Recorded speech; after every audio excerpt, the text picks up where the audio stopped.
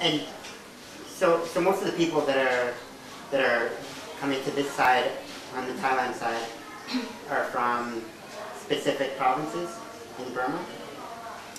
I think before 1995, mostly Korean more, but now everywhere, like even Arakan, because you can imagine that in Mess House there are different communities. This is the community come from Arodi. This is the community come from Arakan. This community come from.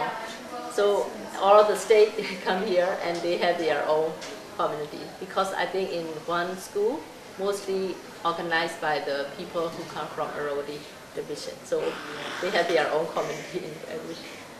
Right now we're going to go to a more suburban, rural neighborhood and take a look at their school there. And Derek was telling me that they had food shortage at this one that we're about to go to. So we're going to go see and visit and get some footage and do some more learning.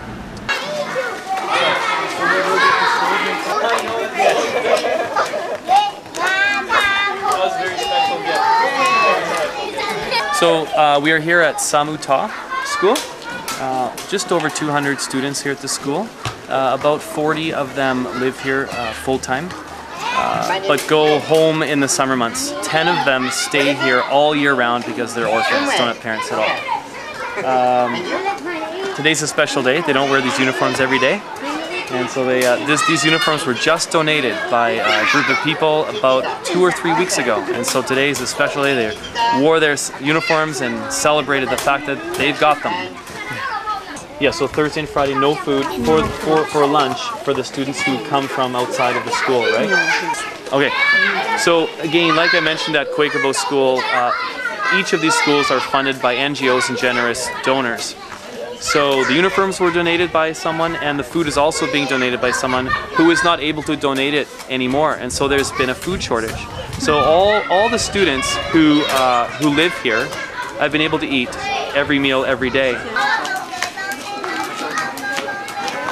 The students that come from outside here every day, about 160 of them or so, they are only able to eat lunch here Monday, Tuesday, and Wednesday, and Thursday and Friday they do not receive lunch from the school. So they eat 2 meals a day unless their parents bring some food from home. Because of the poverty and the work schedule of the parents, some of these students don't receive food at lunch on Thursdays and Fridays, so a lot of sharing goes on. In fact, I've heard a rumor that has been verified that one of the foreign teachers has been paying money so that the students could eat some food.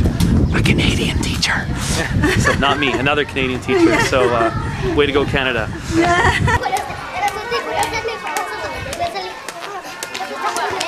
This is their cooking area. Around the corner is their little stove. And then here's their cooking area, their water. And this is the drinking water. So it goes through all 3 big cylinders, comes through the small white cylinders, and then into the water tank. And that's pure, clean drinking water. No bacteria, no harmful toxins.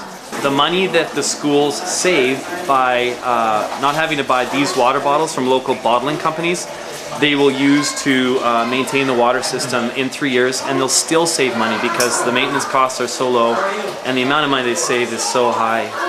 So here, I just found this out over here. This is their this is money they saved. It just got started because what they do is they sell this water to the community around them. And so instead of buying these for 10 baht, they sell them to the community for 5 baht. So the community doesn't go to the bottling companies anymore, they get them for 5 baht. So the school makes a little bit of money, and we're trying to convince Quakerbo to do the same thing. So they make a little bit of money that will help them as well, along with the savings. This school will save 2,400 baht a month on drinking water. So it's $80 a month. But that goes a long way here in Masot. The food shortage can be in part taken care of by the savings that they make with the water system.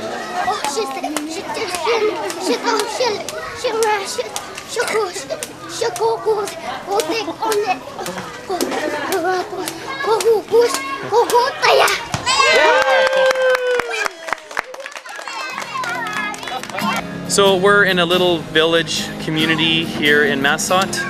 And the reason we're here is just to show you all what it's like to live here.